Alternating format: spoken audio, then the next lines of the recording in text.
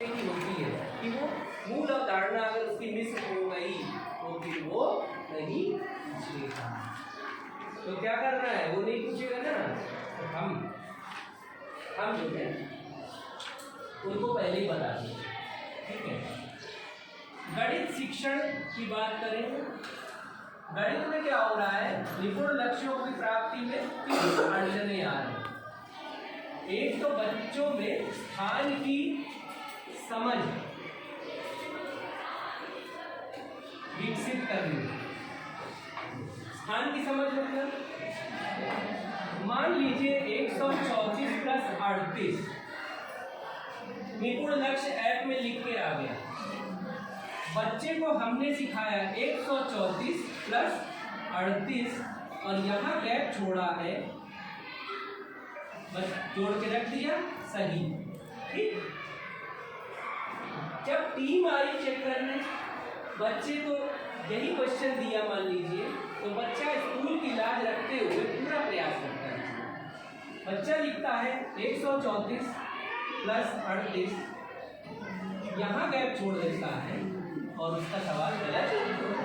तो क्या जोड़ घटाने दोनों में कंडीशन होगी।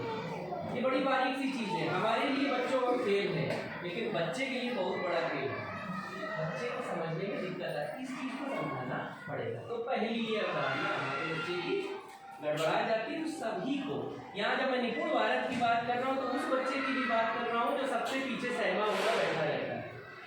मैं उस बच्चे की बात याद नहीं कर रहा हूँ जिसको 50 तक पढ़ा याद है, सारी राजधानियाँ याद है। हमें हर बच्चे को लेके चलना है। तो उन बच्चों का क्या करें जिनकी बेसिक चीज़ें छूट गई, उनके लिए। ठीक है, अगली अवधारणा है हासिल लगाने की समझ।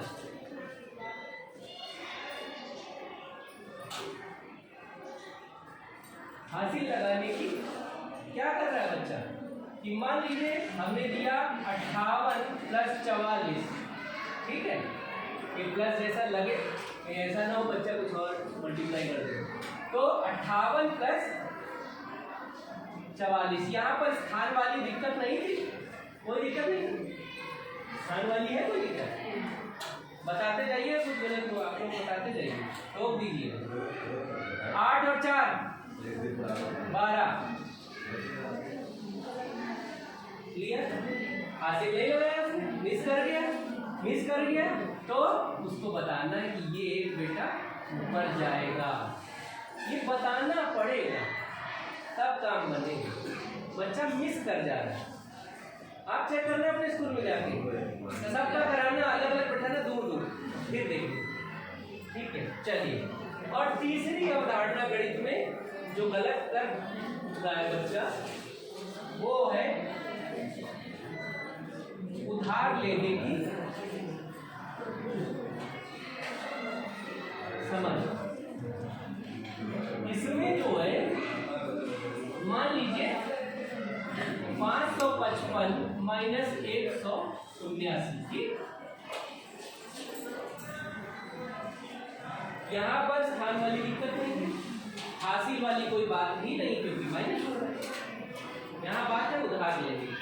हम बच्चे को सिखाते हैं कि 5 में से 9 नहीं जाएगा बेटा, इसलिए 5 क्या करेगा, उधर से ले लेगा और ये 15 बन जाए, 15 में से 9 है, ये सिखाते हैं। फिर बच्चा क्या करता है, उसने यहाँ से काटा नहीं, 5 में से 7 घटा देगा, 5 में से नहीं, अब वो फिर लेगा, वो कहेगा अच्छा 7 बड़ा है, ये इसको 15 फटाफट करता है और 8 लिख देता है, और 5 में से 1 घटा के ये लिख देता है। उसका सवाल गलत हो जाता है क्योंकि उसको उधार लेने की समझ नहीं। तो उसमें करना ये है कि बच्चा बिल्कुल कंफ्यूज ना हो। क्या करेंगे, एक शॉर्टकट फॉर्मूला मैंने निकाला है, वो देख लीजिए। मैं बच्चों से बताता हूँ, ये बात कौन से बच्चों की हो रही, कक्षा 1 या 2, मैक्सिमम 3 अंक की है तो 3 की बात होती है। तो मैं उनसे पहले ही कहता हूँ इसके ऊपर 3 बॉक्स बना दूँ, क्योंकि 3 अंक है।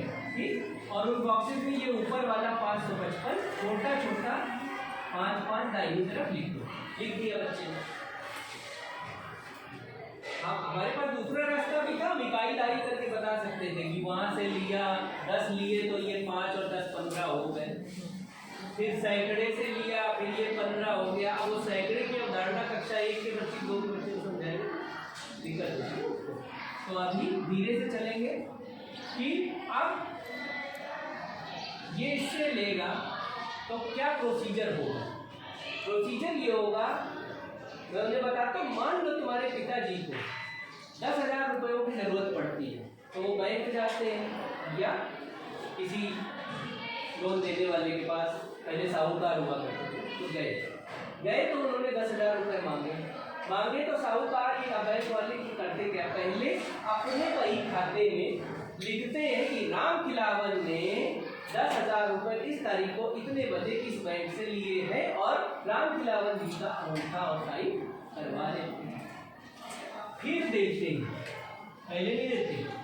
तो अब इनको जरूरत थी, ये जो है इनसे मांगेंगे तो ये एक कम हो जाएगा, कम हो गया तो उसने पहले लिख लिया, क्योंकि ये देनदार है, ये दे रहा है, तो इसने पहले हिसाब अपना बही खाता लिख लिया, 4 कर लिए, और दिया कितना,